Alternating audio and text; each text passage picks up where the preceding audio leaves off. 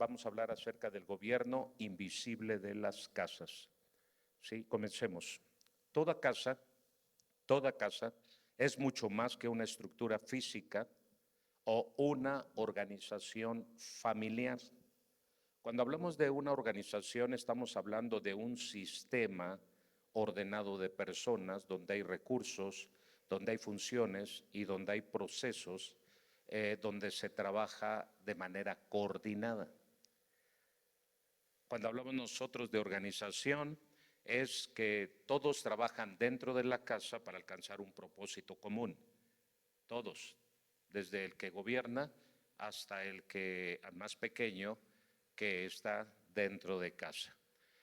Y entonces Pablo decía acerca de lo que es la iglesia de Cristo, que todos nosotros, o el pueblo de Dios, todos nosotros venimos a ser como un solo cuerpo. Así que de la misma manera, así como dijo Pablo, todos en la iglesia somos como un cuerpo, en la casa es algo parecido, todos somos como un solo cuerpo, en el que cada uno tiene una función específica. O sea, cada parte del cuerpo tiene una función específica, las manos, los pies, ¿sí? El corazón, el hígado, el cerebro, los ojos, aunque son muchos miembros del cuerpo, pero todos tienen una función específica. Y ahora la pregunta es, ¿para quién trabajan los ojos? ¿Para quién trabajan los oídos? Para el mismo cuerpo. Cuando yo hablo de una organización, cuando digo que es una organización familiar, que eso es lo que nos revela la palabra del Señor, esa es una revelación bíblica, estoy hablando de un sistema ordenado de personas donde papá y mamá son las cabezas y a donde todos los recursos que tienen y que funcionan dentro de la casa, a través de procesos, a través de trabajo coordinado, todos aportan para un mismo propósito.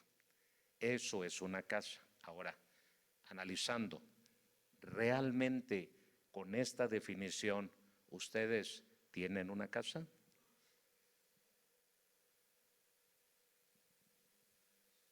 Piensen un poquito. ¿Realmente tienen una casa? ¿Realmente tienen una organización familiar? ¿O solamente tienen una estructura física? Piensen un poco. ¿Sí? Entonces, la casa viene a constituir una unidad espiritual, histórica y generacional, en la cual se transmiten principios, decisiones, hábitos, atmósferas y destinos.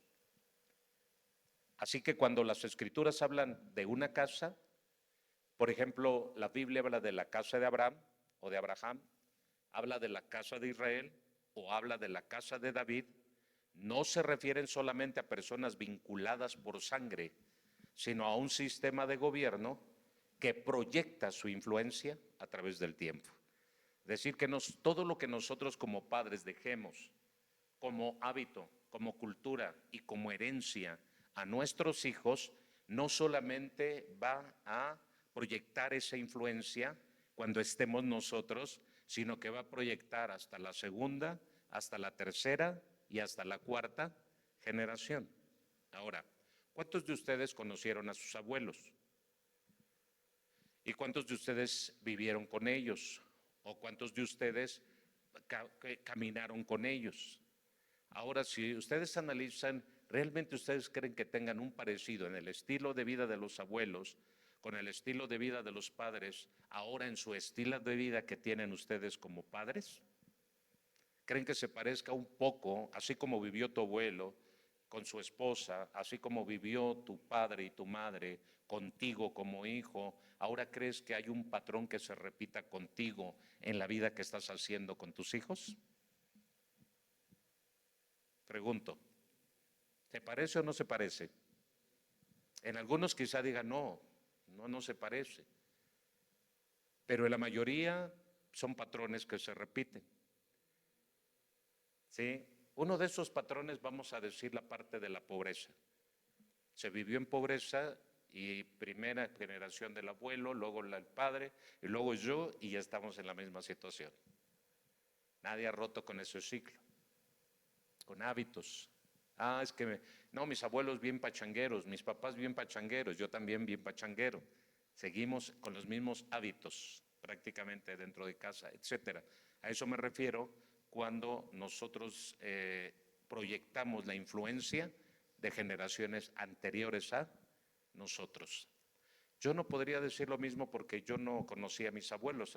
Vagamente recuerdo a mi abuela, mamá de mi papá, de mi mamá, pero vagamente la recuerdo. Tampoco conviví con los tíos, hermanos de mi mamá, ni de mi papá, por tanto no recuerdo muchas cosas que hayan ocurrido, pero lo que tengo presente es cómo fue la vida al interior de la casa con mi padre y con mi madre.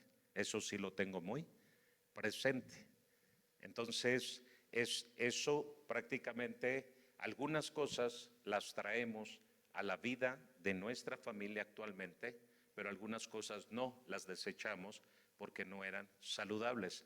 Pero ¿cuándo ocurrió ese fenómeno? Cuando abrazamos la fe en Cristo Jesús, el cual nos enseña cómo se tiene que vivir. ¿Ok? ¿Vamos bien? Bien. Ahora, cuando hablamos de casa, hay una palabra que es la palabra hebrea bayit.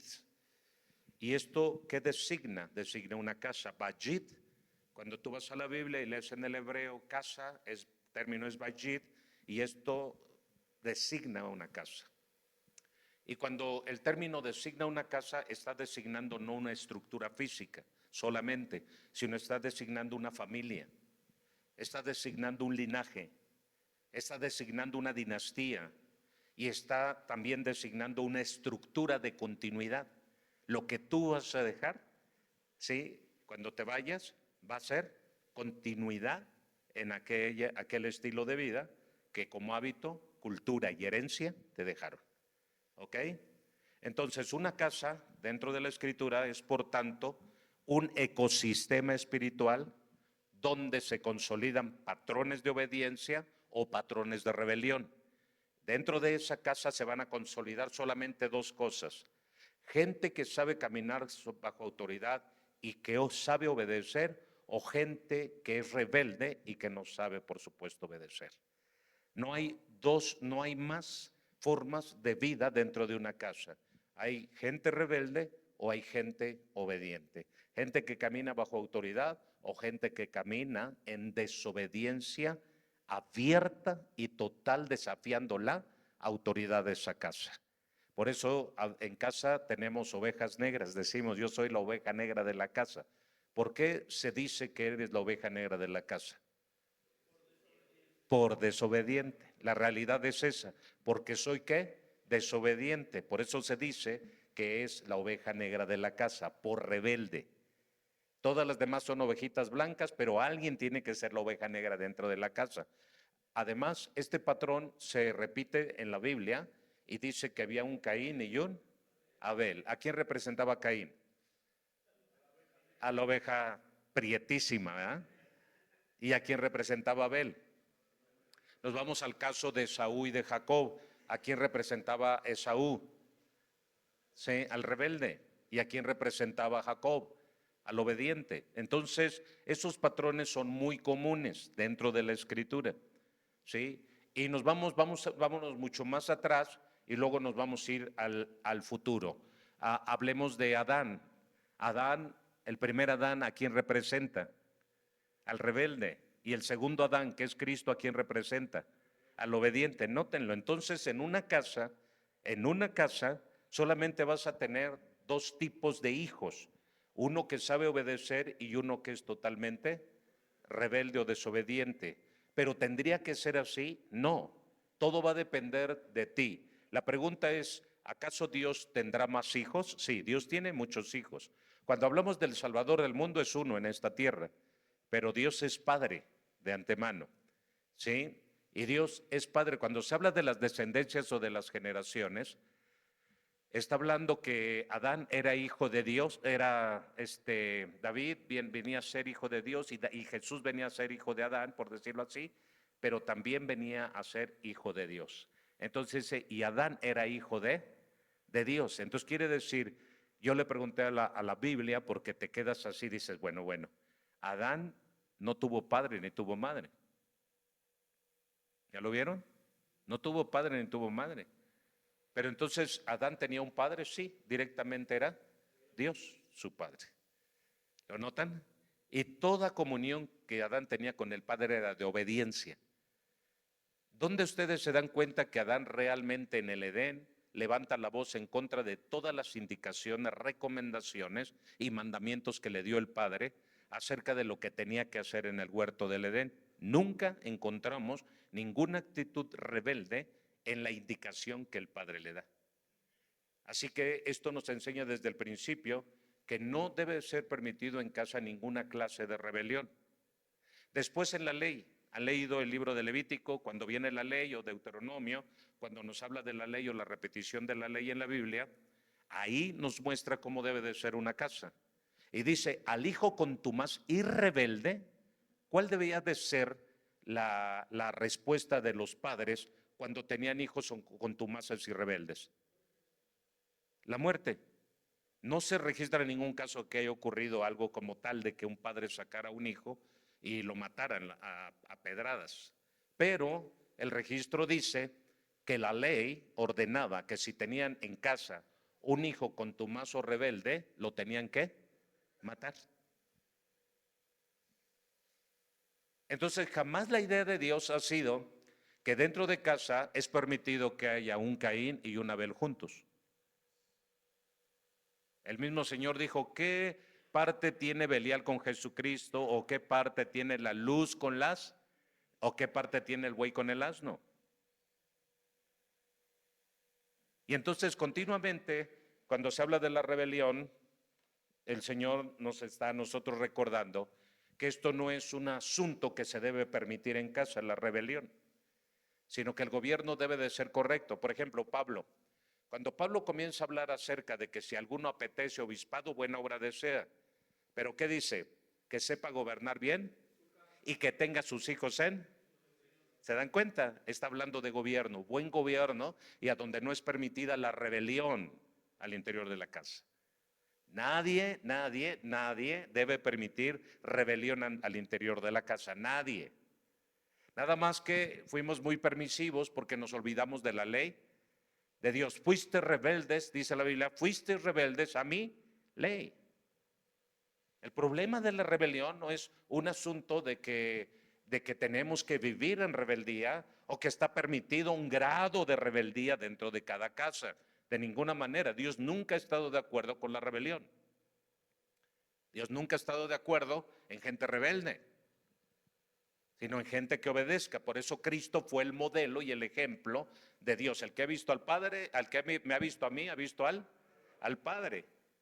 Y Él viene a representar al Padre desde una perspectiva de obediencia, porque fue obediente hasta la muerte y muerte de cruz. Tenemos que comenzar a derribar las fortalezas mentales de pensar que tenemos derecho a un porcentaje del 0 al 100 de tener a alguien rebelde en casa y que es permitido. Si nosotros como padres no logramos entender cuál es la esencia del Evangelio, la esencia de la ley de Dios en el antiguo pacto, a donde el Señor no está de acuerdo con la rebeldía. ¿Saben cuál fue la caída de Israel? Siempre la rebeldía. Eres como un mulo sin entendimiento, eres como una cabra montés. ¿Por qué? Hablando de rebelión. O sea, Dios está diciendo, no, pero nosotros al cabo del tiempo, los hábitos crearon culturas y las culturas crearon herencias. Y entonces nosotros nos quedamos con eso, con esa rebelión, porque no hubo quien nos parara el carro. Y cuando llegó el momento en que alguien nos quería parar el carro, al decir, no, es que tú estás mal, sí, optamos por dos cosas: rebelarnos contra la autoridad y ponernos al tú por tú contra nuestros padres, o definitivamente para nosotros más cobardemente fue que aceptar la corrección, que aceptar la autoridad, salir huyendo de nuestra casa. Mejor me voy de mi casa, porque detener mi rebelión era sinónimo de que no me querían. ¿Se dan cuenta?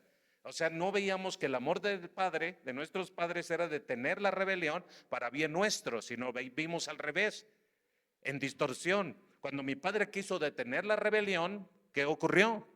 Yo lo vi como un desamor hacia mi persona y como un desafío hacia mi estilo de vida y por lo tanto yo tenía que, ¿qué? Que salir de mi casa, porque aquí no me quieren. Cuando el Señor me dice lo contrario, el padre que ama a su hijo lo reprende y lo castiga y lo disciplina. Entonces, ¿qué hacíamos con esta actitud de ir en contra de la autoridad? Rebelarnos contra Dios. Toda actitud de desafío a la autoridad es una rebelión abierta contra Dios. Por eso cuando estamos viendo Bajir, nos está diciendo es un ecosistema espiritual donde se consolidan patrones de obediencia. Ahí la gente en casa es donde aprende a obedecer, no es en la escuela, no es en el trabajo, es en casa. En casa es donde el hijo tiene que aprender a obedecer, pero para esto el padre tiene que modelar, ¿sí? Él tiene que ser el modelo para poder ejemplificar al hijo. Entonces, ahí se modela la obediencia o se modela la rebelión. Y es en la casa donde las decisiones de una generación, de toda una generación, se van a convertir en la atmósfera que respirará las generaciones futuras. O sea, no solamente nosotros estamos creando un ecosistema, estamos dentro de un ecosistema espiritual, dentro de una organización familiar, sino también nuestra conducta, nuestro comportamiento, nuestro testimonio, para decirlo de otra manera, está creando atmósferas, crea ambientes, atmósferas, ambientes, que desde que llegues a esa casa huele esa atmósfera, huele a ese ambiente. Así que ninguna autoridad, escúchenme bien, ninguna autoridad gobierna en aislamiento. Así que toda autoridad produce un ambiente. Es decir, yo soy el padre de familia y como yo me comporte y como yo corrige y como yo discipline y como yo enseñe y como yo modele lo que yo quiera modelar, no afecta a nadie. Tenemos esa mentalidad. ¿Qué? Así soy yo. ¿A quién afecto? Mientras yo no te diga nada, mientras yo no pelee contigo, mientras yo no discuta, mientras yo no te haga eso, ¿a quién estoy afectando? Déjame a mí ser como soy. Ah, estás mal, porque tú no te das cuenta que toda autoridad no gobierna en aislamiento. Como tú eres la cabeza de la casa, como cabeza, tú estás produciendo un ambiente como autoridad dentro de tu casa. Si eres mustio, si eres orgulloso, es que nunca te gusta platicar en casa con nadie, ni con tu esposa, ni con tus hijos, y todo mundo, si te das cuenta, cuando tú, antes de que tú llegaras, padre, madre e hijos platicando, y cuando tú llegas todo el mundo se calla. ¿Por qué? Porque tú creas un ambiente, porque eres autoridad.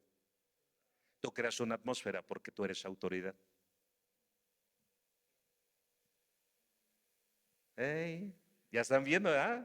Dice, ay, sí es cierto, cuando llego a la casa, no, pues todos estaban bromeando porque es que llegas e inmediatamente pones orden. Cállense, vengo cansado, no me fastidien, no van a abrir la puerta, no griten. Y entonces ya creaste un ambiente. Y todo el mundo se calla. Y no porque estés bien tú, sino porque tú creaste un ambiente. ¿Y cuál fue ese ambiente? De miedo y de silencio. Eso me refiero cuando digo que toda autoridad produce un ambiente. Y tarde o temprano, estos hábitos, o sea que todo ambiente, tarde o temprano, va a formar una herencia. Así que el fracaso de una casa no comienza cuando se observan las ruinas visibles, como ahorita estoy viendo ahí que no se ha arreglado y que Rubén espero que pronto lo haga. ¿Sí? Ahí donde está la pared, vean, ¿qué ven ahí? ¿Ruinas? ¿Ya es visible? Eso es, qué bueno que pueda tener yo ese ejemplo, ese modelo. Sí, como Rubén me cerraba la puerta, no se va a dar cuenta el pastor, pero ya la vi. Está horrible ahí. Entonces vean ustedes, ¿sí? Esta es una ruina visible. Ahora les pregunto, ¿se ve bien? No, no se ve bien. Es una estructura que se ve y que salta, que resalta y que se ve a ojos de todos. Así que todo, tarde que temprano, eso no estaba así. Pero la humedad, todo lo que ustedes puedan ver, el paso del tiempo termina arruinando todo esto. Entonces, toda actitud y conducta incorrecta, tarde que temprano va a terminar arruinando la casa. Y escúchenme, no solo va a arruinar la casa, va a haber un tiempo en el que no se va a ver, pero va a llegar un momento en que tanto va a ser la ruina que ya no se va a poder esconder. Y entonces va a salir a la luz. Y tarde que temprano, por eso dice la Biblia que todo tarde que temprano sale a la luz. Toda ruina tarde que temprano uno se va a dar cuenta que va a salir a la luz. Todo puede estar aparentemente bien, aparentemente correcto, pero llega un momento en que si nunca le damos mantenimiento a aquello que nos ha venido afectando, tarde que temprano la ruina se va a hacer visible. Así que el fracaso de una casa no comienza cuando se observan ruinas visibles. Les voy a decir por qué. Díganme si eso se hizo de ayer para hoy. ¿Cuánto tiempo cree Rubén que tiene eso? ¿Hace cuánto que se hizo? ¿Cuándo fue el último mantenimiento? ¿Tú qué recuerdes que le diste allí? 2 años, vean. Y durante un año no se vio nada.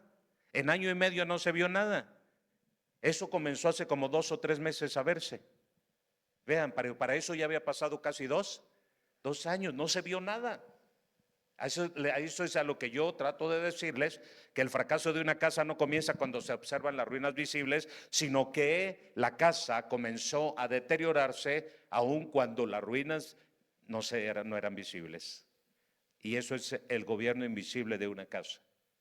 Lo mal que se dirigió la casa, tarde que temprano, va a salir a la luz la ruina, lo que es el daño que se está provocando. Y esto es semejante a lo que nosotros hacemos con el corazón. El fracaso de una casa no comienza cuando se observan ruinas visibles, sino cuando el corazón del liderazgo deja de responder plenamente a la voz de Dios. Cuando dejamos responder al orden de Dios, a la voz de Dios, es cuando entonces ahí va a comenzar nuestro deterioro. Y podemos hacer y deshacer y pasar el tiempo y creer que no pasa nada. Eso piensa uno. Va a llegar el momento en que la ruina se va a hacer visible. Todo lo que está cayendo en ruina, tarde que temprano va a salir a la luz. Todo eso que se está deteriorando de manera invisible va a hacerse visible en un momento dado de la vida. Ahora escuchen, toda casa tiene una atmósfera. Toda casa tiene una atmósfera y toda autoridad deja una herencia y toda decisión construye o destruye el futuro. Así que si toda casa tiene una atmósfera, vean, cuando tú llegas a tu casa, ¿qué atmósfera detectas en tu casa? Ay, en mi casa, a veces cuando llego a mi casa siento desánimo, siento tristeza. Estoy afuera y me siento bien, pero llego a mi casa y está oscuro, está vacío, veo mucha miseria, mucha pobreza, veo mucha suciedad, mucho desorden. Esa es la atmósfera que está dentro de tu casa. Véanlo, algo interesante. Ahora, a través de este libro, que es extraído de la Escritura, vamos a tener esos 3 estudios paradigmáticos de esta realidad. La casa de Saúl, la casa de David y la casa de Salomón. Así que Saúl, ¿qué representa? La desobediencia que deslegitima el gobierno espiritual. David representa la omisión que hiere la casa y permite la reproducción del dolor. Y Salomón representa la mezcla que divide el reino y demuestra que la sabiduría no sustituye la fidelidad del corazón. Así que cada una de estas casas recibió privilegios extraordinarios, sí. La casa de Saúl recibió privilegios, sí. La casa de David también. La casa de Salomón ni se diga. Porque Saúl fue ungido como el primer rey sobre la nación de Israel. Y después David fue llamado un hombre conforme al corazón de Dios. ¿Y qué decir de Salomón? Recibió una sabiduría sin precedentes. Pero sin embargo, los privilegios no garantizaron la permanencia de ellos en Dios. Muchos privilegios, poca permanencia. Así que el llamado de Saúl, la gracia de David y el talento de Salomón jamás pudieron reemplazar la obediencia a Dios. Así que tengamos mucho cuidado porque los privilegios, los talentos, los dones, aún la gracia que podamos poseer no puede reemplazar ¿qué? La obediencia, la fidelidad a Dios. A veces mucha gracia y todo es pura gracia y vivimos bajo pura gracia. Y eso creen que reemplaza la obediencia y no es así. realmente no se puede reemplazar. Va a llegar un momento en que aunque tú digas que eres un varón que andas conforme al corazón de Dios, un día esa gracia te va a llegar a reprender como llegó el profeta. ¿Recuerdan su nombre del profeta que reprendió a David? Natán, y lo reprendió. Va a llegar un momento en que te estés lleno de gracia, es verdad, nos caminamos en gracia, vivimos en gracia y creemos que nunca se va a terminar, pero llega un momento en que el Señor va a llegar y te va a dar una reprensión de tu tamaño, como lo hizo con David. ¿Sí? Así que ni la posición de Saúl, ni la gracia de David, ni la sabiduría extraordinaria de Salomón sustituyen la obediencia total al gobierno de Dios. ¿Ok? Nada de esto. Entonces, la casa como un ecosistema espiritual. ¿Qué es esto? La Escritura presenta primeramente la historia humana como la historia de casas. ¿Están de acuerdo? La historia humana es la historia de casas. La casa de Adán y de Eva, la casa de Noé, ¿sí? Etcétera. De ahí vamos la casa de Jacob, la casa de Isaac, la casa de Saúl, la casa de David, la casa de Salomón, la casa de Israel. Y después en el Nuevo Testamento vemos algunas casas, la casa de Lázaro, la casa de Zaqueo, la casa de Simón el Fariseo, y etcétera. Todo se desarrolla en casas, la casa de Cornelio. ¿Lo recuerdan? Ya con los apóstoles vemos la casa de Cornelio, la casa de Dorcas, la casa de Jairo. Todo se desarrolla en casas. ¿Lo vieron? Es más, la predicación del Evangelio, ¿en dónde se desarrolló? En casas. Iban casa por casa enseñando el Evangelio. ¿Dónde hacían los servicios y la comunión cada vez que la celebraban? En casas, porque todo prácticamente se desarrolla, o la historia humana se desarrolla, según la Biblia, en casas. ¿Y saben por qué? Porque Dios no trabaja únicamente con individuos aislados, sino establece pactos, forma linajes y levanta estructuras generacionales a través de casas, por las cuales Dios alcanza propósitos que avanzan en el tiempo. Así que desde la casa de Adán, desde la casa de Noé, por ejemplo, desde ahí el Señor, ¿qué hizo con la casa de Noé? ¿Qué hizo el Señor? ¿Qué logró el Señor? ¿Qué propósito logró el Señor con la casa de Noé?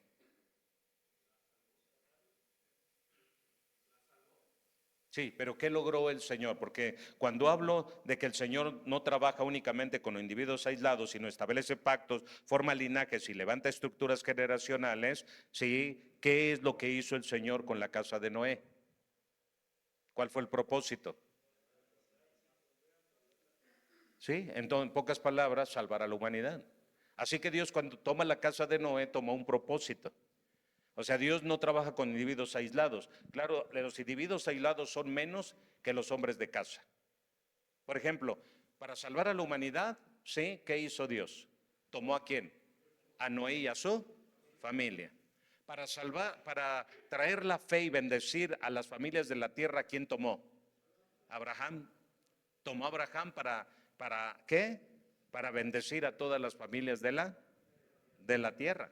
Nótenlo. Después tomó a Jacob para bendecir a un pueblo. ¿Lo notan?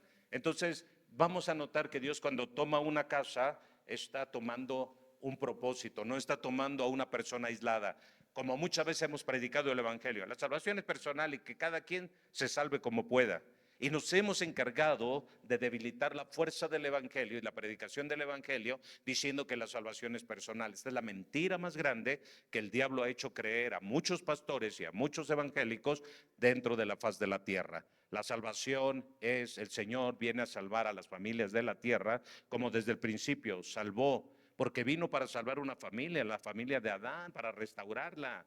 Vino para salvar a la familia de Noé, vino para salvar la familia de Abraham, y así sucesivamente el Señor salvó familias enteras. Cuando en Egipto estaban esclavizados, no salvó una persona aislada. Moisés era, ya salvé a Moisés. No, él quería salvar a todas las familias que estaban dentro de Egipto. No solo quería salvar a Moisés, sino quería salvar a todas las familias. Cuando celebra la Pascua, sí, dijo que se celebrara en familias, no que se celebrara aisladamente. Entonces eso de la salvación personal, como que es tiempo de irlo quitando de nuestra agenda, y tenemos que comenzar a ver que Dios no quiere que yo Noé, solo sea yo salvo, sino también Dios quiere que mis hijos, sí, Sem, Cam y Jafet, se salven, mis nueras se salven y toda mi generación se salve. Por eso muchas veces hay hogares que mucha gente está perdida porque nunca piensas de manera familiar, sino solamente de manera aislada y egoísta. Entonces tú vives con alguien, con 20 en familia y ninguno de ellos es salvo, tú eres el único salvo.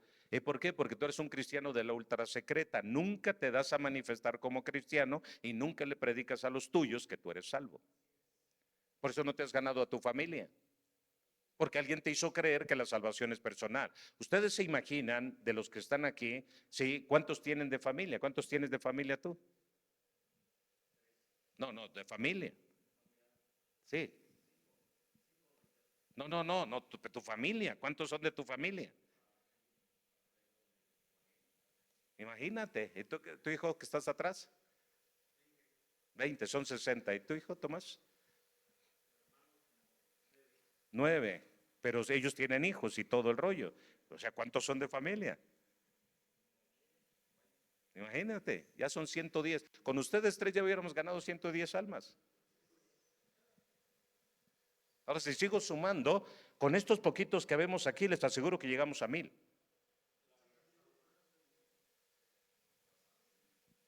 ¿Lo notan? Pero no, la salvación es personal. No. Tenemos que cambiar nuestra mentalidad.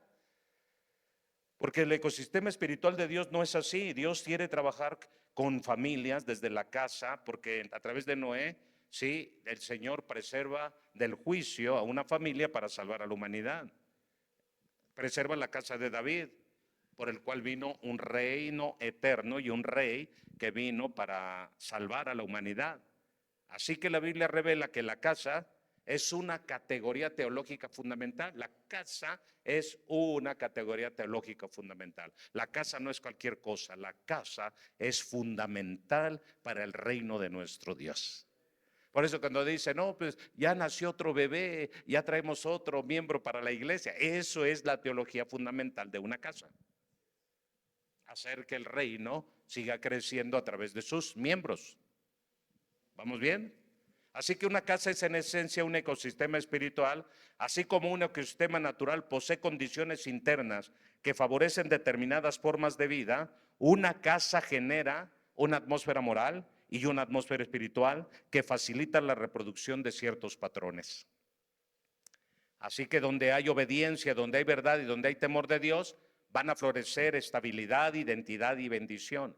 Pero donde predominen la desobediencia, la omisión y la mezcla, se van a incubar fracturas, conflictos y decadencia. En la antropología bíblica, el corazón no es meramente el asiento de las emociones, sino constituye el centro del gobierno del ser humano. El lugar donde convergen pensamiento, voluntad, deseos, memoria y decisiones están en el corazón. Por eso, si algo Dios te ordena guardar, ¿qué es? ¿Qué dice Proverbios 4:23? Vamos a leerlo. Proverbios 4:23. Miren lo que dice. Leamos Proverbios 4:23. Sobre toda cosa guardada, guarda tu corazón, porque de él mana la vida. Así que toda decisión deja huella, ¿eh? Toda decisión que tomemos en la vida deja huella. Y las decisiones repetidas se convierten en hábitos. Y los hábitos consolidan culturas. Y las culturas producen herencias. Y una herencia no consiste únicamente en bienes materiales o apellidos. También influye en formas de pensar, en modos de reaccionar, en fortalezas espirituales y patrones relacionales. Así que lo no confrontado se va a convertir en una herencia. Lo no confrontado. Ahora, pasamos a esta parte de gobierno invisible de las casas. ¿Alguien puede opinar sobre esto? ¿Qué entiendes como el gobierno invisible de las casas? ¿Qué entiendes, Aarón? Toda casa tiene un gobierno visible y un gobierno invisible. Pero todo comienza con el gobierno invisible que tarde o temprano habrá de revelar en esa casa. Pero muchas casas revelan qué tipo de gobierno tienen cuando están en fracaso. Pocas casas tienen éxito y muchas están en fracaso. Y cuando ya revelan el tipo de gobierno que tenían es cuando ya todo está casi a punto de perecer. ¿Ok? Así que, ¿qué entiendes tú por gobierno invisible? O sea, tú tienes una casa, tú crees que tú eres el gobernante de esa casa como patriarca de esa casa. Ahora la pregunta es, ¿tú crees que a ti te gobierna algo interiormente? ¿Sí? ¿Ok? ¿Tu hijo?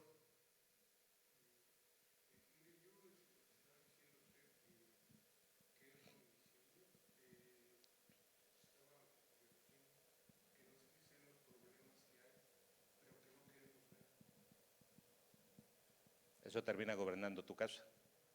Bien has dicho. Eso es un gobierno invisible. Eduardo,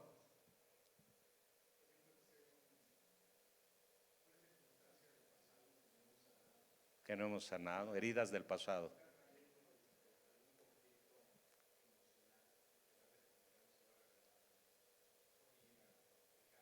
Ahora, ¿crees que eso sea un gobierno invisible que desafortunadamente no deja estabilizarse la casa? Perfecto. Mario,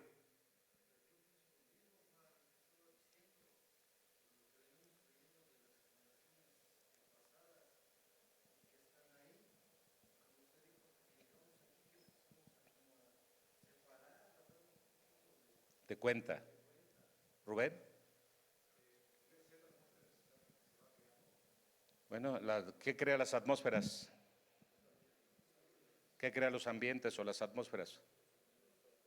No, ¿qué lo crea? Les dije el orden. Se los dije, ¿ven? Bueno, van a tener su manual, no se preocupen, la próxima semana. Sí, los hábitos. Los hábitos crean las atmósferas, los cuales hábitos crean culturas y las culturas crean o dejan herencias. O sea, los hábitos crean culturas y las culturas crean herencias y las herencias se dejan para las generaciones posteriores. ¿Ok? Entonces, creo que estamos conectados y todos más o menos estamos viendo que hay un gobierno invisible en las casas. Entonces, vamos a ahondar un poco más sobre esto. ¿Sí? Cuando hablamos de un gobierno invisible, estamos hablando de una casa que es gobernada por algo o por alguien. Y aunque no siempre sea visible ese gobierno, simplemente el hombre que es padre de familia en casa, que es el que debería de gobernar, a veces le cuesta trabajo darse cuenta que él no está gobernando desde un corazón sano o libre, sino está gobernando desde una herida, desde una emoción no tratada, desde un hábito o cultura que trae de sus ancestros o antepasados, etcétera. Y entonces, todo esto, lo que menos te gustaba de tu padre, por ejemplo, cuando te das cuenta, estás haciendo completamente lo mismo que tu padre hacía. ¿Y eso por qué? Porque es una clase de gobierno que está dentro de ti. Y entonces ese es el gobierno invisible, lo que decías tú. A veces tenemos problemas no resueltos y desde ahí estamos gobernando la casa y no se puede, por más que queremos remediar los problemas, no se puede. Por ejemplo, heridas de adulterio o de fornicación. Estás gobernando desde esa herida no curada, no sanada, porque nunca creas ámbitos de confianza en tu pareja. ¿Y cómo termina el asunto? Termina mal, o sea, sigue igual, siempre con la misma. No tienes libertad de hacer, no tienes libertad de salir, no tienes libertad de platicar, no tienes libertad de tener amistades, no tienes libertad de nada. ¿Por qué? Porque se crió, desafortunadamente, un ámbito diferente. Y desde ahí estás gobernando. No quieres solucionar, no quieres sanar, no quieres curar, desde ahí quieres seguir operando. Muchos quieren seguir operando desde ahí, otros desde un temperamento no controlado, desde un espíritu no dominado, otros desde las palabras torpes que salen de la boca y no queremos trabajar con ello, etcétera. ¿Me explico? Es algo que tenemos que ir meditando. ¿Desde qué estamos gobernando nuestras casas? Otros desde la amargura, desde el odio, desde el resentimiento, la falta de perdón. Otros desde el engaño, desde ahí están operando. Otros desde la pobreza, desde la miseria.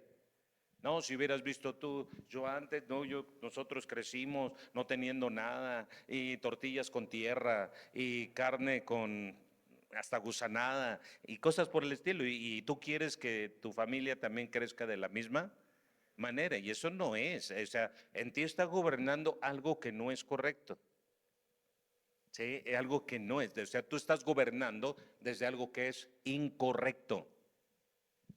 A eso me refiero como gobierno invisible. Ahora,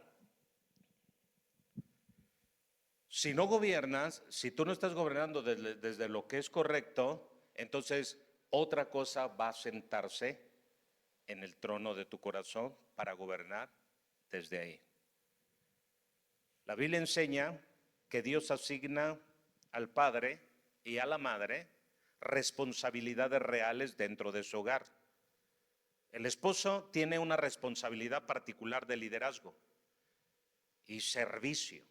Liderazgo y el varón tiene, Dios le delegó responsabilidades dentro del hogar de liderazgo y de servicio a su familia. Cuando tú sales a trabajar, ¿sales para qué? Para que tu trabajo y el dinero venga y sirva a la familia. Pero ese liderazgo nunca es independiente de Dios, ni tampoco autoriza el dominio o la arbitrariedad. Dios no lo permite. O sea, yo soy el papá de la casa, pero yo estoy para servir a mi familia. Mi liderazgo debe de ser para servir a mi familia. Así que el gobierno, ¿a quién pertenece? La Biblia dice en Romanos 13 que toda autoridad es impuesta por Dios. Así que ¿a quién pertenece el gobierno? Así que el gobierno último de toda casa pertenece a Dios. Pero ahora la pregunta es, si sabemos esto, ¿hemos rendido nuestra vida a Dios? Acuérdense que Salomón pidió sabiduría para gobernar. ¿Sí? Dios no está diciendo que tú pidas que te ayude a gobernar. No, Dios no te va a ayudar a gobernar. Dios te puede dar sabiduría y te puede dar autoridad para que tú gobiernes, pero quien lo debe de hacer eres tú. Ajá. Es como decirle a Dios, Señor, dame dinero porque no me alcanza. Tú estás pidiendo mal, por eso no recibes. Y vas a pasar los años en tu pobreza porque tú le estás pidiendo dinero a Dios. Dios no da dinero, Dios da sabiduría. Porque dice la Biblia que Dios da sabiduría al hombre para hacer riquezas. Nunca dice Dios que le pidas dinero a Dios. A Dios pídele sabiduría para hacer riquezas. No le pidas dinero porque no te lo va a dar. Por eso vives en miseria. O sea, Dios ya te dio la riqueza a ti y la riqueza está dentro de ti. Y está inherente en tus talentos, en tus habilidades, en tus capacidades. El asunto es que si no las desarrollas, entonces desafortunadamente la pobreza, sí, va a estar presente en tu vida. Y entonces me pasa, Señor, dame dinero, dame dinero. El Señor no da dinero, el Señor da sabiduría, porque el Señor no te quiere dar dinero, te quiere dar riqueza. Hey. Y la riqueza tiene varias acepciones, o muchas acepciones, que cuando lo lees dices, wow, sí, soy verdaderamente rico. ¿Ok? Así que Dios le dice al hombre, tu trabajo y tu liderazgo tiene el enfoque de servir a tu familia. Vas a servir con tu dinero, vas a servir con tus talentos, vas a servir con tu fuerza, con tu juventud, a tu familia. Eso es el plan de Dios para lo que es el lugar de gobierno que Dios le puso en el corazón de Adán. Adán le puso talentos, le puso habilidades, y juntamente con su esposa habrían de gobernar en el Edén. Y todo, lo terrestre, lo acuático, lo de los aires, todo tendría que ser gobernado por ellos. Vean, ¿por qué hay aviones hoy en día? Porque Dios nos dio dominio sobre el aire. ¿Por qué hay barcos sobre el agua? Porque Dios nos dio dominio sobre el agua. ¿Sí? ¿Por qué hay transportes, trenes y coches en la carretera? Dios nos dio dominio sobre la tierra. O sea, vean el dominio que Dios nos ha dado. Nosotros no podríamos caminar sobre las aguas como Jesús lo hizo a menos que hubiera un propósito, Nosotros no podemos volar por el simple hecho de querer volar, pero Dios nos dio la sabiduría para que se cumpliera el dominio que el hombre tendría sobre las aves, sobre lo terrestre y sobre lo acuático. Así que recorremos miles de kilómetros en barco, miles de kilómetros en aire y miles de kilómetros en tierra. Eso se llama dominio, lo que Dios nos dio a nosotros como hombres. No nos dijo que lo haríamos nosotros directamente, pero que sí haríamos y lograríamos tener dominio sobre la tierra. Se ha cumplido hasta el día de hoy. Y el hombre, sí, Dios dijo que esas serían las atmósferas sobre las cuales tendríamos dominio. Donde no tendríamos dominio sería sobre el universo. ¿Lo han notado?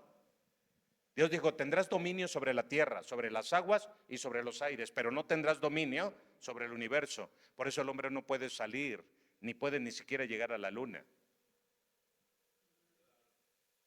Lean, que es el planeta más cercano. No se podría, no se puede, porque Dios lo dijo desde un principio, no vas a tener dominio. La única manera para tener dominio y poder ir más allá del universo es cuando tú te mueras físicamente.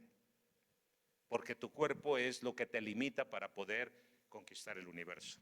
Digo, conquistar que es a subir al universo y más allá. Ahora sí que como Buzz Lightyear, al infinito y más allá. Ok, entiéndanlo por favor. Y es padrísimo porque yo recuerdo, Pablo lo dijo, no sé si en el espíritu, en la carne, pero fui arrebatado al tercer cielo. Lo mismo me pasó a mí. Yo fui arrebatado al tercer cielo como fui arrebatado al mismo infierno, al lugar de obscuridad.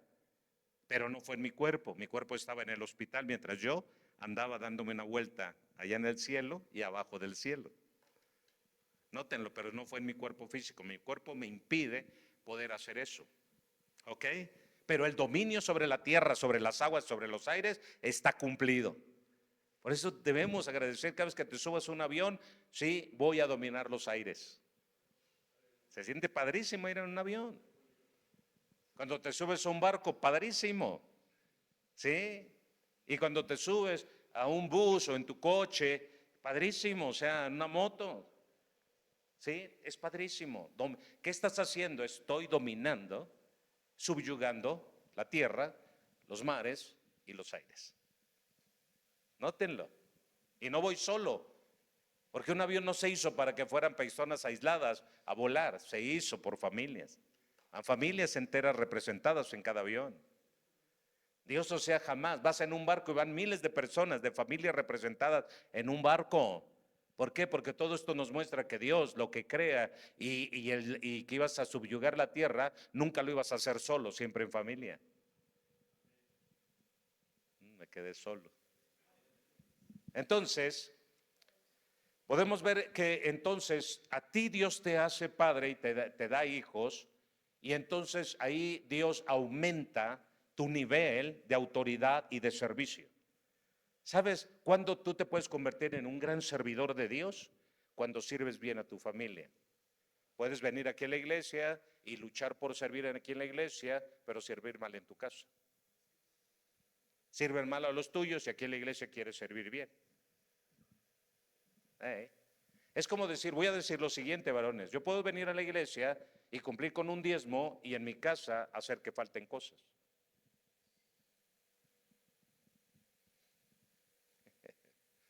Y sabes que estás creando ahí atmósferas y ambientes de necesidad dentro de tu casa donde tus hijos al rato van a sentir coraje contigo por las escasez de lo que no hay. ¿Sí?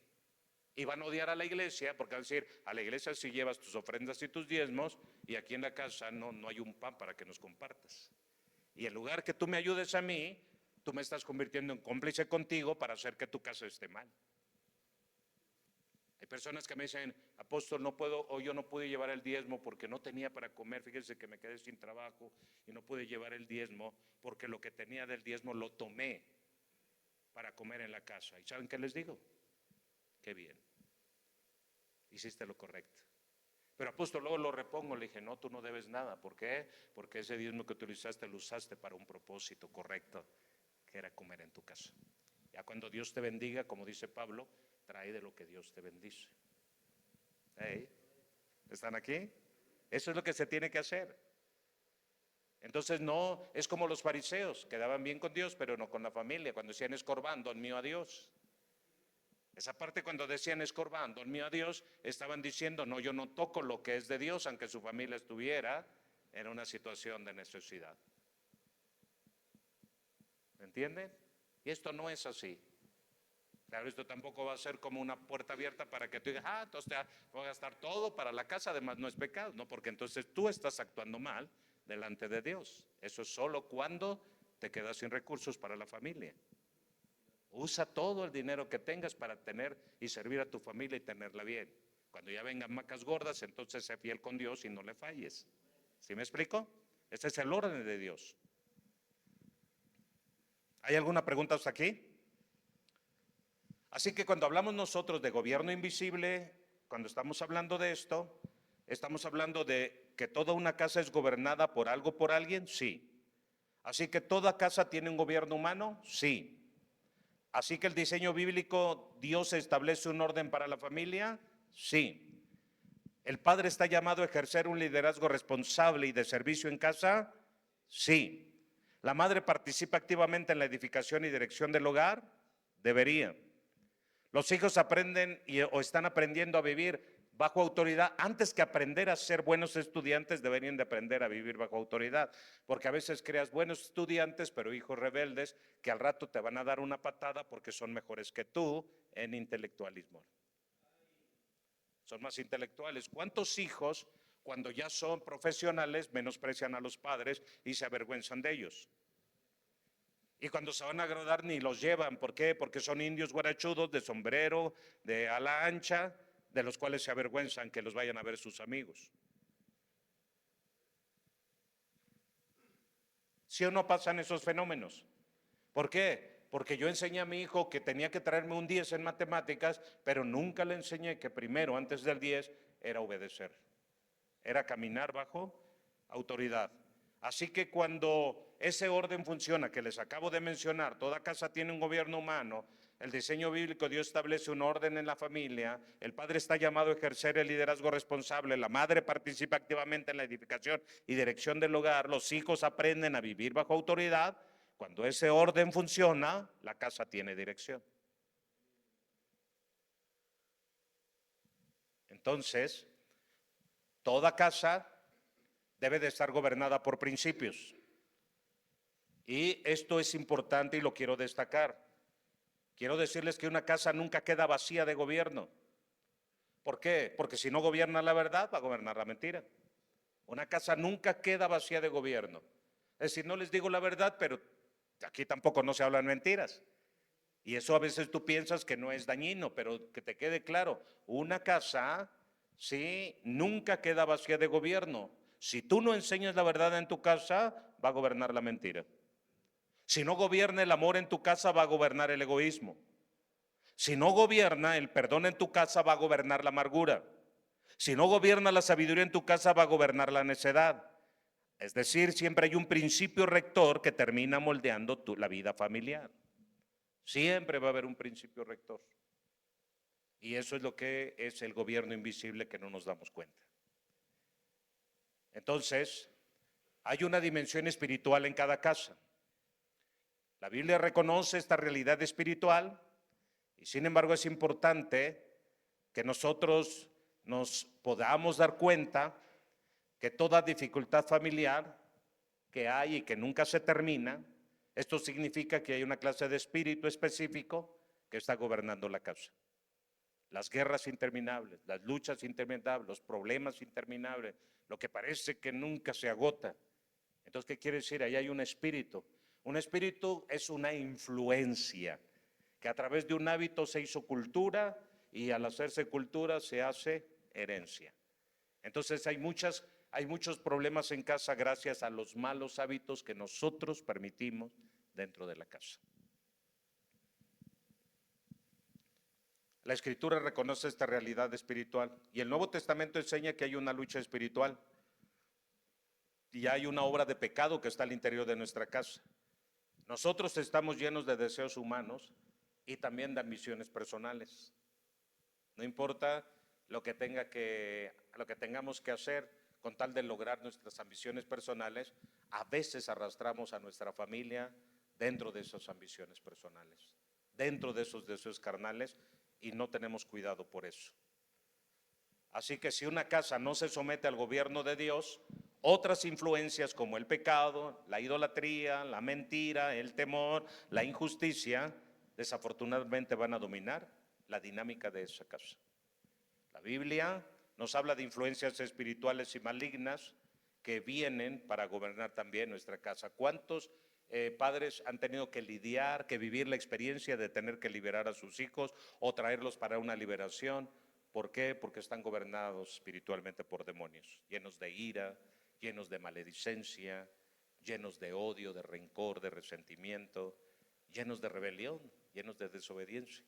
Nos ha tocado hasta orar por niños que cuando estás orando por ellos empiezan a rebelarse y te empujan porque no quieren que ores por ellos. A niños que desafortunadamente han caído en el engaño de Satanás y como papá no los está gobernando como debería de ser, con ese espíritu de temor de Dios, de obediencia a Dios, de fe en Dios, sino los está gobernando desde un mal testimonio, un mal hábito, desde una mala cultura, los hijos están creciendo también de esa manera. No hay amor, hay egoísmo. Por eso tenemos hijos egoístas donde todo mundo cuando llega un pastel, a ver, vamos a ver quién gana la mayor parte. No sé si les llegó a tocar que con sus hermanos hasta escupían el pan para que no se lo comiera su hermano. La paleta, pero yo la lambo primero para que nadie se la coma. Vean, ahí no hay un ámbito de amor, hay un ámbito de egoísmo que se crió y que se permitió por parte de los padres. Nadie dijo, a ver, papá o mamá dijeron, aquí está un pan para todos, lo vamos a partir en partes iguales y cada quien le va a tocar su parte y nadie va a abusar de eso. No, nosotros a veces permitimos que el ganón siga ganando. Y no le ponemos un alto, no le ponemos un freno. Y estamos creando nosotros hábitos que el día de hoy serán cultura y que en lugar de crear un ámbito de amor, vamos a crear un ámbito de rivalidad, un ámbito de odio. ¿Sí? Así que el verdadero gobierno de una casa se resume en enseñar bien, con el testimonio, con el ejemplo, con palabras, pero sobre todo con el ejemplo de que somos hijos de Dios. Así que toda casa que refleja el gobierno del trono que ocupa en el centro de sus decisiones. Ahora la pregunta sería, ¿quién es el padre en esa casa? Y ahora, si dices yo soy el padre, ahora pregúntate, ¿quién gobierna tu corazón? ¿Qué es lo que está gobernando en este momento tu corazón? ¿Un problema? ¿Una necesidad? ¿Una circunstancia? ¿Pobreza? ¿Miseria? ¿Deudas? ¿Ira? ¿Enojo? ¿Contienda? ¿Maledicencia? ¿Sí? ¿Lujuria? ¿Lascivia? ¿Deseos por alcohol? ¿Por droga? ¿Qué está gobernando tu corazón? Pregunta. Eso mismo vas a tener como gobierno en tu corazón para con tus hijos, desafortunadamente. Así que tienes que lo primero que preguntar, si soy el padre, y si eres el padre eres una autoridad, ahora, ¿qué espíritu te está gobernando a ti? Porque el espíritu que tú bebas es el que vas a impartir a tus hijos. Es lo que estás impartiendo en casa. Así que cada uno de nosotros tenemos un trono y ese trono es nuestro corazón. Y preguntémonos realmente si estamos dentro de lo correcto y gobernando correctamente en nuestra vida. Si estamos haciendo lo que es correcto. Sí. Entonces, ¿preguntas hasta aquí? ¿Preguntas? Sí.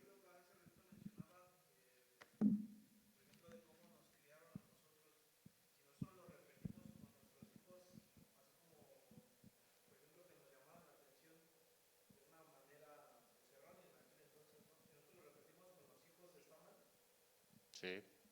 Si tú sabes que lo que estuvo mal en la dirección que tú viviste con tus padres, en el gobierno que estuvo con tus padres, y tú no terminas con eso, entonces al traerlo a tu casa, sigues con la misma cultura que tenían tus padres, pero ya no es cultura solamente, ya no es hábito solamente, ya es herencia. O sea, los padres no solamente heredan dinero o bienes materiales, también heredan hábitos y costumbres, actitudes y conductas reprobadas que gobiernan, hace que se gobierne mal dentro de la casa. Uno tiene que terminar con todo eso. No, que a mí no me corrigieron porque fui el niño consentido de papá. Pues lo siento mucho, sí, pero no podemos caminar de esa manera. Nosotros sabiendo que nuestro hijo, desde pequeños se empiezan a ver las conductas de los hijos, si son rectas o si son torcidas. Y desde ahí nosotros tenemos que ir corrigiendo. Porque muchos niños crecen con problemas de identidad sexual o de género. Porque nosotros vemos que la niña está agarrando un cochecito, lo vemos como normal las primeras veces, pero ya todo el tiempo, y no le gusta la ropa femenina, le gusta la ropa masculina. Algo tiene un problema ahí mi niña, y yo tengo que ponerme a trabajar con ella. El niño empieza, ya quiere muñecas en lugar de carritos, en lugar de, ¿qué onda? Y nosotros no prestamos atención en eso. Y al rato decimos que así nació, que es parte de su naturaleza, y muchos aprueban tal aberración de ideología distinta, cuando lo que yo vi que nació biológicamente fue un niño o fue una niña. Y entonces, ¿qué está gobernando? No solamente es lo que nosotros hacemos como gobierno dentro de casa y como testimonio o con palabras, sino también tenemos un sistema que está gobernando a nuestros hijos desde afuera y que permitimos que entre todos los días a nuestra casa, que es la televisión.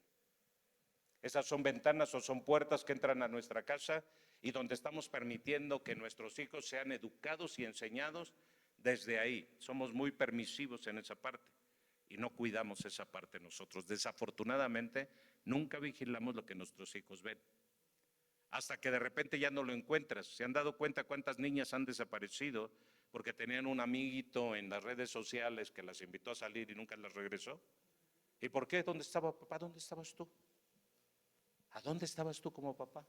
O al rato estás bien enojado y quieres golpear al vecino, quieres golpear al sobrino de tu esposa, al primo de tu hermano, de tu pariente, porque resulta que tocó a tu niño, tocó a tu niña, tocó sus genitales, abusó sexualmente de él, al rato lo quieres matar, pero ¿por qué quieres matarlo ahora? Tuviste que haber cuidado que no pasara eso.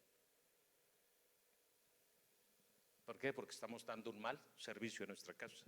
Un mal servicio en nuestra casa, ¿cuál sería? A ver, enumérenlo ustedes. ¿Qué es dar un mal servicio a nuestra casa o a nuestra familia? No corregir. Así es. ¿Tu hijo? Que hagan lo que ellos quieran hacer. Eso. ¿Tú cómo crees tú que nosotros estamos participando de eso?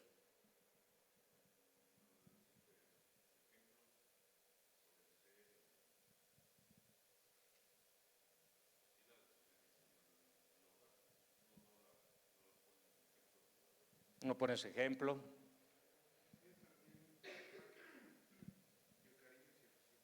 No hay amor, no hay manifestaciones de amor, puro regaño, puro grito, puras caras, porque a veces así llegamos tan cansados. Sí, es verdad que es bien cansada la ciudad y bien estresante, pero ¿qué tal si entramos a casa con una sonrisa en lugar de una cara larga?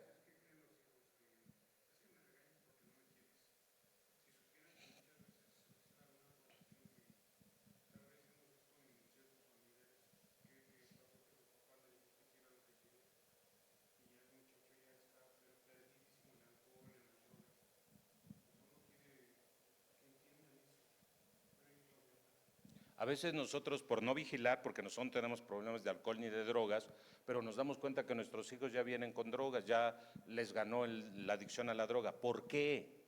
Porque no vigilamos, porque confiamos en ellos. Yo les voy a decir una cosa, en un hijo no se confía nunca, ni aunque esté viejo, y ni aunque haya crecido, esté bigotón y se haya casado y ya tenga hijos. Nunca dejamos de ser padres nosotros. ¿Cuándo se quita el título de paternidad? Nunca.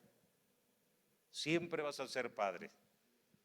Y nunca se te debe de quitar esa titularidad, ¿sí? Y no importa que el hijo esté viejo y grande y tenga hijos ya, siempre tú serás su padre y nunca debes dejar de vigilar la vida de tu hijo. Siempre el Señor te ordena a vigilar la vida de tus hijos.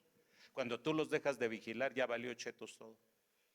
Al rato te enteraste porque está en la cárcel, porque ya está en el panteón o porque ya está atrapado en los vicios.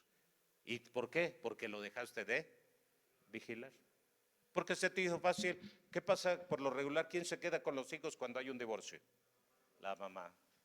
Y luego la mamá tiene que trabajar. ¿Quién vigila a los hijos? Nadie. Entonces ahí cuando viene toda la destrucción. Terrible esto. O la abuela, pero la abuela ya no tiene ni fuerza ni para sí misma, porque ya está viejita. ¿Con cuánto trabajo pudo criar a sus hijos y ahora tener que criar otros? Imagínense, ¿sí? Entonces, nosotros como padres, la casa que constituye, pues constituye prácticamente ese gobierno invisible, tus actitudes, tus conductas, tus palabras, tus caras, tu seriedad, va a ser el resultado de lo que va a haber en tu casa. ¿Eres muy serio? Así vas a tener hijos bien serios.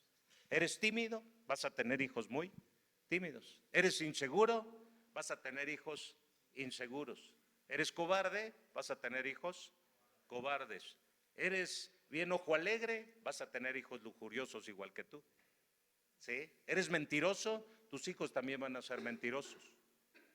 ¿Sí? Si tú eres borracho, al rato tus hijos van a tener un pretexto para tomar alcohol. Tú eres alguien que defraudador, vas a tener hijos defraudadores. Tú eres holgazán, perezoso, tus hijos no te quejes el día de mañana de que sean huevones. ¿Sí? ¿Me explico? Entonces, otra cosa, tú puedes ser muy trabajador y tus hijos muy huevones también. Es un fenómeno que está pasando hoy en día. ¿Y por qué? Porque nunca exiges, nunca demandas. Y aparte, de niño nunca lo pones a recoger nada. No lo pones a lavar trastes, no lo pones a barrer, no lo pones a limpiar. Nunca de niño. No se te va a quebrar, no le va a pasar nada a ese niño. Pero siempre tú como padre, no le digas nada al niño. Para eso estás tú. Y el machismo es lo que viene para hacer que tu hijo se vuelva un torpe, un inútil, un bueno para nada. ¿Sí? Y no puede ser. A la niña hay que enseñarle los quehaceres de la casa, que barra, que trapilla cuando tenga cierta edad, que lave los trastes, que recoja su ropa. Al niño hay que enseñarle con los mandados, hay que enseñarle a administrar el dinero, hay que enseñarle también a recoger su cuarto, a barrer, a trapear, hay que enseñarle. ¿Sí? Y hay que decirle que lo haga y que lo haga, aunque haga berrinche, aunque chille, ¿sí? No te preocupes, yo te ayudo a que chilles más. O lo haces o te ayudo a que chilles más. Todos los que fuimos criados de esta manera no somos huevones. No nos gustó que nos mentara la madre, que tu propia madre te dijera, hijo de tu reverenda madre. Ya me cansaste, hijo de tu... Si yo les contara cuántas veces mi mamá se maldijo a sí misma, pero cientos de veces, ¿sí? Porque la hartaba, pero todo ese hartazgo que yo le daba y que a la vez ella también se enfrentaba a esa rebeldía mía y que nunca se dio, porque nunca se dio mi madre ante la rebeldía de uno, al contrario, subía el tono y el nivel de castigo según el nivel de rebeldía que yo tuviera. ¿Sí? Entonces, ¿y todo eso ayudó? Sí, sí ayudó, porque nos hace disciplinados y nos hace trabajadores, quieran o no, nos obligan a hacer eso. Pero hoy en día, como padres, tenemos ese problema que estamos tan llenos de broncas, de necesidades, de escaseces, que nos olvidamos que tenemos una familia a quien servirle. Nos olvidamos, sí, tengo este gerente, este patrón, esta cosa, esto, aquello. Estás tan metido en eso que te olvidas de tus hijos. Y cuando tus hijos vienen para verte y quieren hablar contigo, tú ni los pelas. Estás muy cansado, distraído en otras cosas. Y ese maldito teléfono, quieras o no, destruye la vida de un padre de familia. Estás tan distraído en ese maldito teléfono, viendo estúpidamente lo que a ti ni te importa, todos los chismes, estás viendo el chisme del día en lugar que te dediques a darle tiempo a tus hijos. Hay padres de familia que qué bonito y qué calenturientos cuando se bajan los calzones en la cama con su mujer, pero cuando vienen los hijos no hay responsabilidad. No hay cuidado. Y los hijos te vuelven, se aburren, te cansan. Cuida tantito al niño, a los 10 minutos ya estás desesperado. Ya quisieras amarrar al niño en la pared y tenerlo con 20 candados ahí que no se mueva. ¿Para qué lo hiciste entonces? ¿Cuántas veces te fuiste a la cama con tu mujer para tener ese niño? Y ahora no lo aguantas ni 10 minutos. Estás mal. Como padre estamos mal. ¿Por qué? Porque no hemos curado nuestras heridas. Porque no hemos sanado nuestra vida pasada. Porque seguimos siendo gobernados por todos unos hábitos y una cultura de nuestros anteriores padres, mustios, enojones, gritones, maldicientes, golpeadores, egoístas, que no nos criaron con amor, sino a puro palo. A veces ni la debías ni la temías, pero era puro palo. O por el borracho de tu padre, o por la chismosa de tu madre, porque también andaba haciendo ese tipo de cosas, te abandonaba. Y entonces tú dices, no, yo no, todo lo que te dolía de tu papá y de tu mamá, pregúntale ahora a tu hijo qué es lo que le duele de ti, te vas a dar cuenta que lo mismo que te dolía a ti de tu papá y de tu mamá, le está doliendo a los tuyos. Lo que tú odiabas de tu padre y de tu madre, pero mira, eres igualito y aunque tú digas que no, eres una réplica de lo que él fue. ¿Por qué? Porque no solo es un hábito, es una cultura. Y no solo fue eso, tu papá ya se murió hace tanto tiempo o ya no estás con él desde hace 5 o 10 años y la herencia te la dejó. Por eso cuando venimos a Cristo, todo tiene que cambiar. Pero para eso tenemos que conocer. Y este gobierno invisible es el que desafortunadamente, lo decías, hay cosas que nos están haciendo daño y que no queremos curar. Hay hábitos, hay costumbres, ¿hay qué? No, no nos las guardamos, nunca dialogamos. Todo lo que queremos hablar con nuestra pareja es a puro grito y a pura pelea. Pero nunca somos capaces de oír. ¿Por qué creen que Dios dice tardíos para hablar, prestos para? ¿Dónde está la salud y la medicina en un matrimonio? Cuando tenemos orejas de Dumbo, ¿sí? Y tenemos boca de mosca.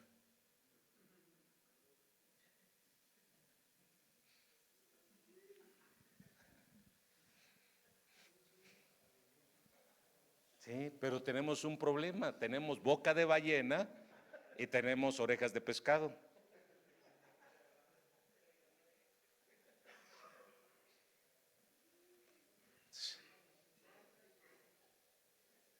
Varones, hay un gobierno invisible en nosotros que estamos llevando a nuestra familia y que los está destruyendo.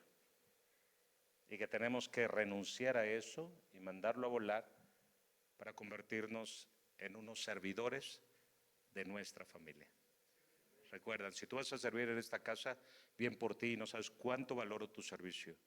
Pero si tú no estás sirviendo a tu familia y sirves aquí, estás mal. Porque primero tienes que servir, después de Dios, a tu familia. Y después de tu familia, en la iglesia. Ahora, pastor, pero entonces pues vamos a corregir todo eso y yo como varón ya no voy a dejar a mi esposa que venga a servir aquí hasta que me sirva bien a mí, yo le sirva bien a ella. No, sobre la marcha. Le sirvo a Dios, le sirvo a mi familia, le sirvo a los míos, etcétera. Todo es servicio que sobre la marcha es sobre la práctica, porque la práctica hace al maestro. ¿Ok? Así que tenemos que trabajar mucho en eso. ¿Ok? ¿Alguna otra pregunta?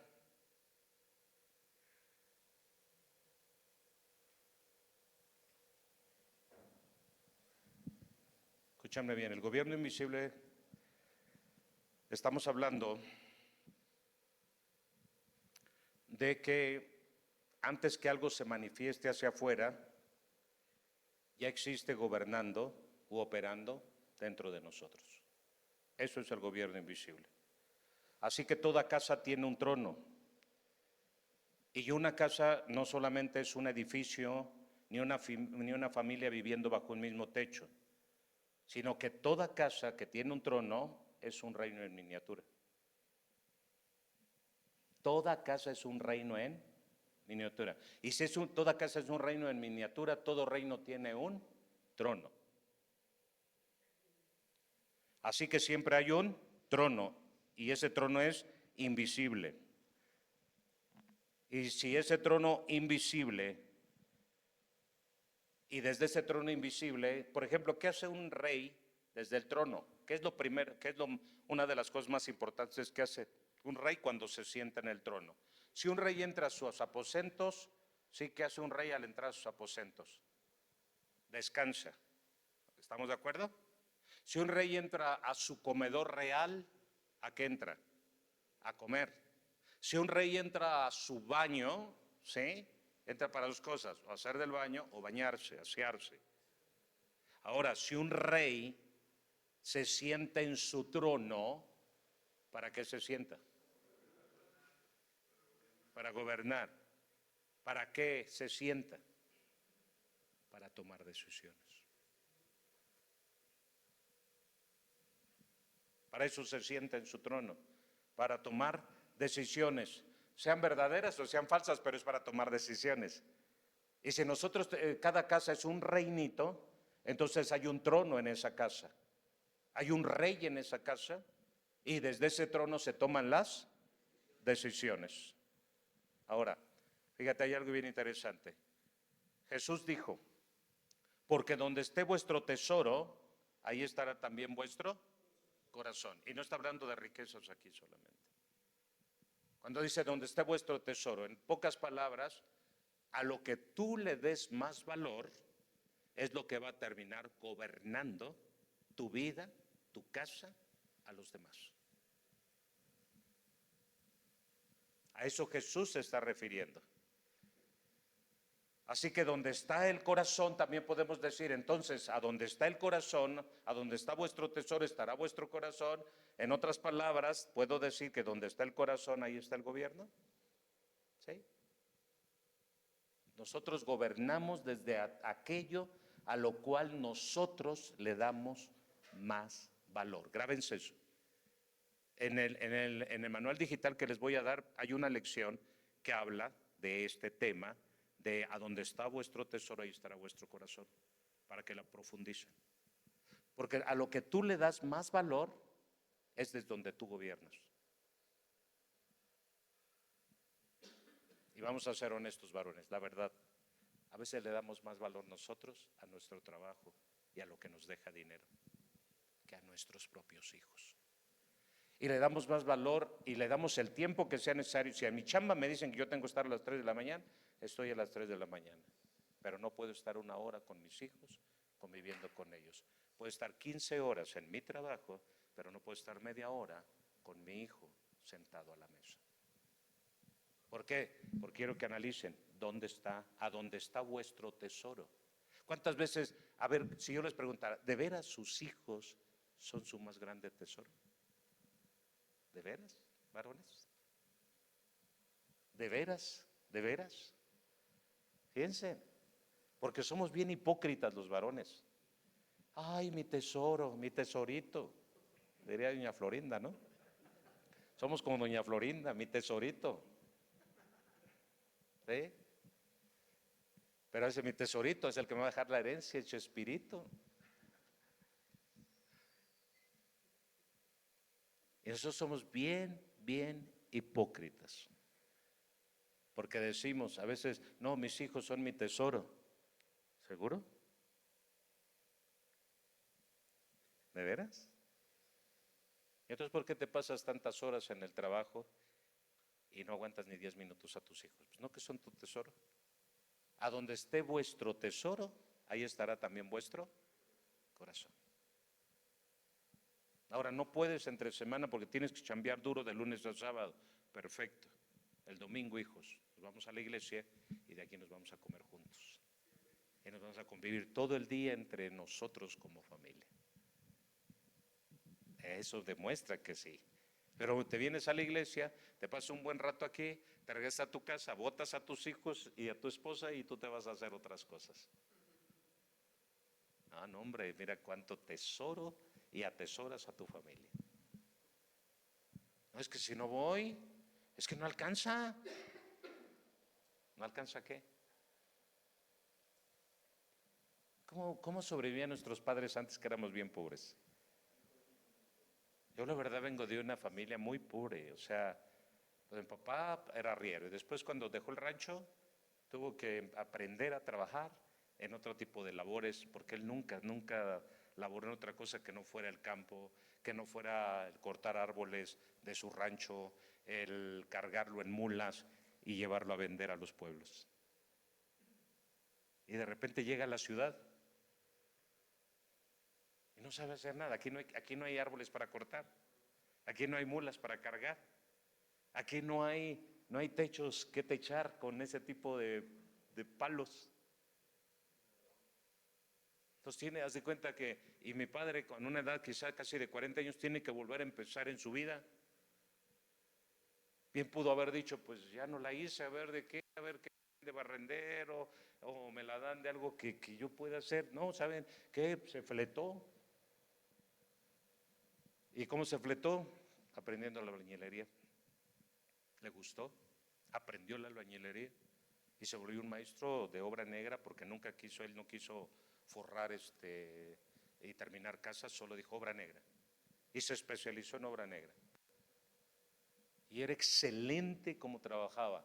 Él, cada hilera de tabique que pegaba era plomo, a plomo, a plomo, y sacaba su plomo, y cada ladrillo, cada ladrillo, y dejaba paredes, pero perfectas. De tal manera que cuando repellaban, ¿sí? Realmente nadie sufría con eso, capas bien delgaditas de concreto, metían ahí, ¿por qué? Porque las paredes estaban perfectamente, las losas perfectas, derechitas, con sus caídas de agua y todo, y así era mi padre. Por eso tenía un montón de chamba, cuando aprendió bien, le salía de chamba, todo mundo quería que él le fuera a trabajar por la manera tan perfecta como la que él trabajaba. Pero ¿saben qué? Le admiré también a ese viejo, nunca fue a la escuela, nunca tomó clases de nada. Sabía multiplicar y sabía sumar, sabía restar y sabía dividir. Y hacía unos numerotes así bien grandotes. Y lo hacía en los papeles del cemento.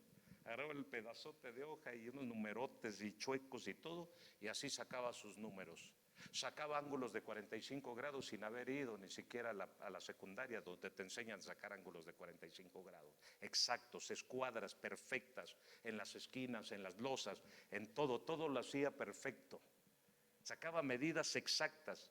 Y él amaba el trabajar la madera. Se convirtió en hombre no solamente que se volvió albañil, sino empezó a comprar madera.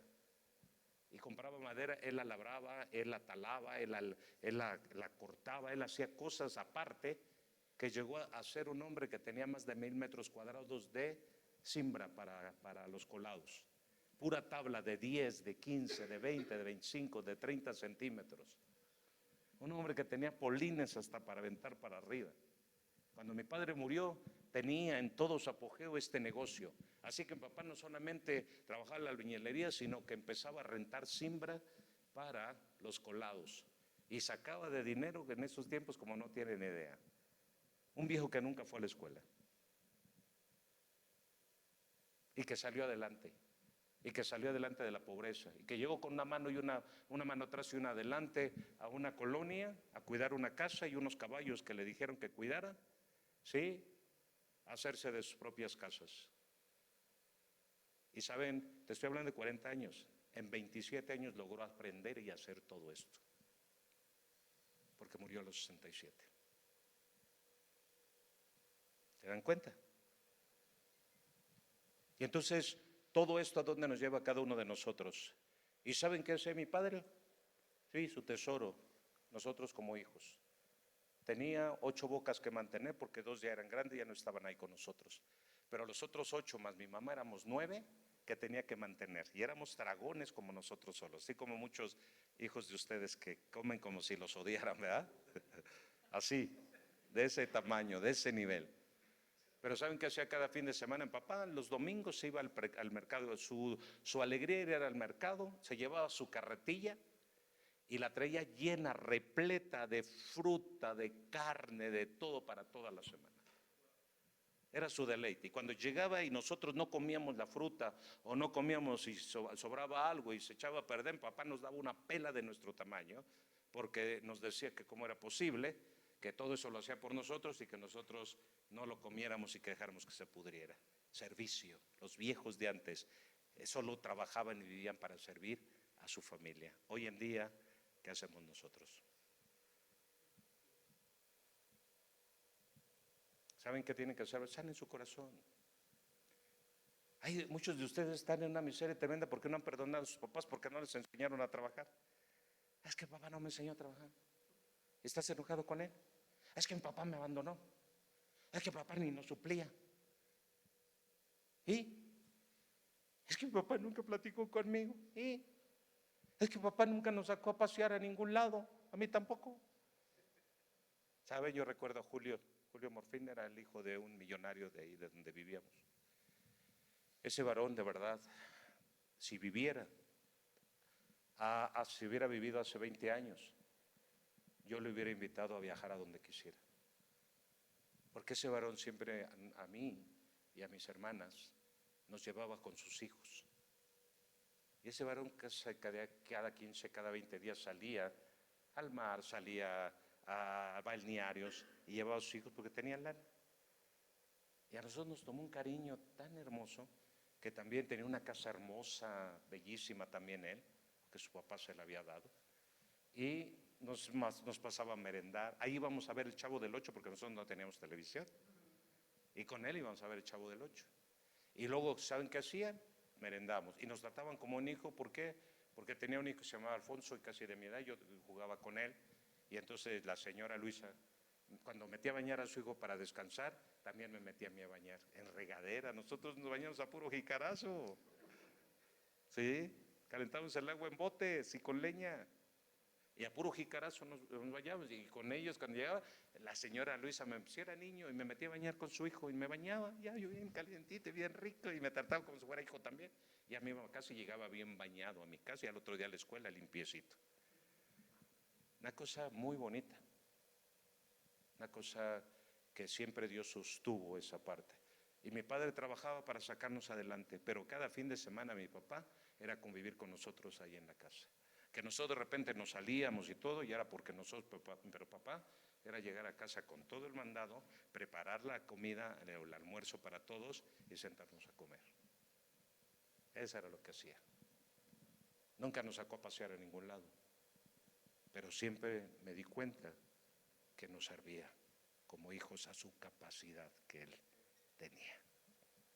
Hagamos lo mismo nosotros, pero ¿qué tenemos que hacer? Sanemos nuestro. ¿A dónde? ¿Con quién? Con la esposa. Sana tu corazón con tu esposa. Sana tu corazón con tus hijos. Sana tu corazón con tu madre, con tu padre. Sana tu corazón familiar primero.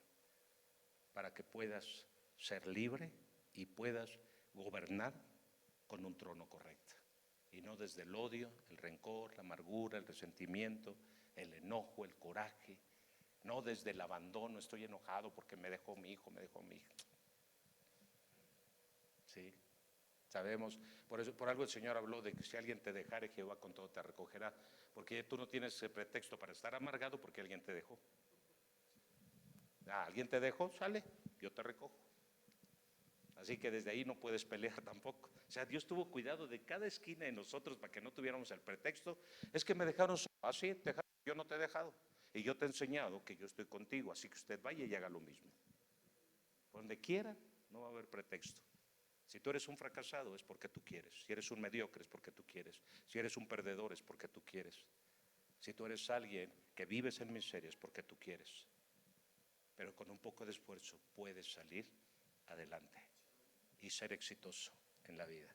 Pero el problema es que estás gobernando desde un hábito que se hizo cultura y que al final te dejaron como herencia.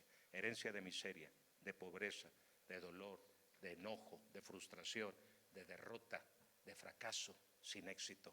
Y a veces son maldiciones generacionales que tus abuelos que no conociste te dejaron, que eran malvados, perversos y que eran también no trabajadores, ni trabajaban, y entonces ya tú eres cuarta generación de huevón.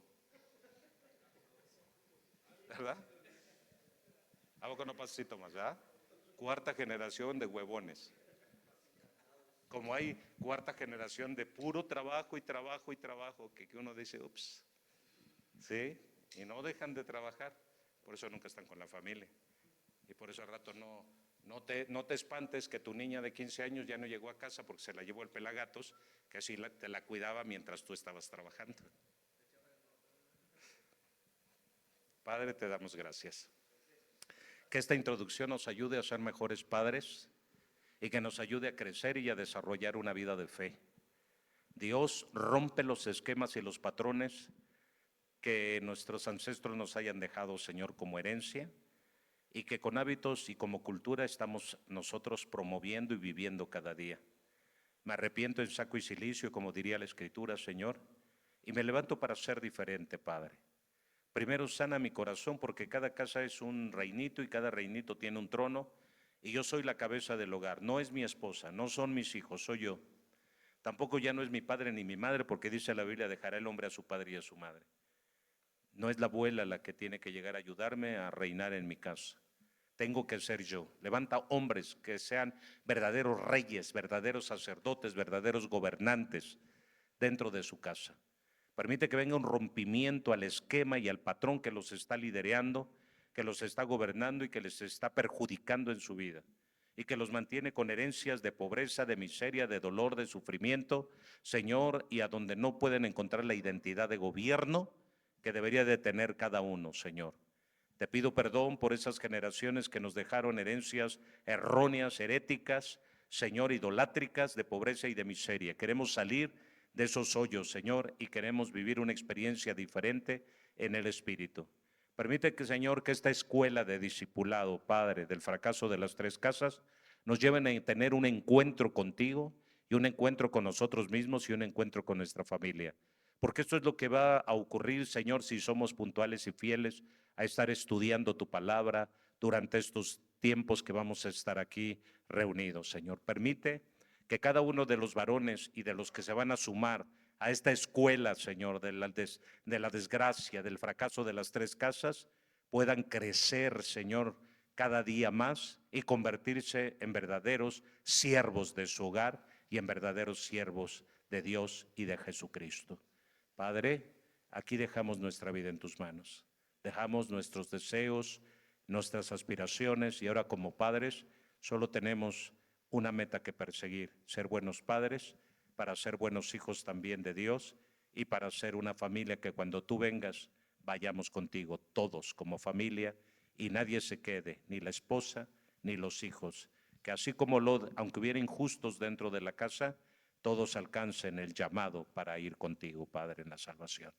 En el nombre de Jesús, guarda a cada varón aquí representado y a sus familias, Señor eterno, y a todos los que no vinieron, también guárdalos, Señor, y permite, Dios, que su corazón sea movido para estar presentes en nuestra próxima reunión. Dios Todopoderoso, te damos gracias. Despídenos en paz y en bendición de esta reunión y que vayamos a casa, Señor, bajo esa cobertura de protección, en el nombre de Jesús. Amén.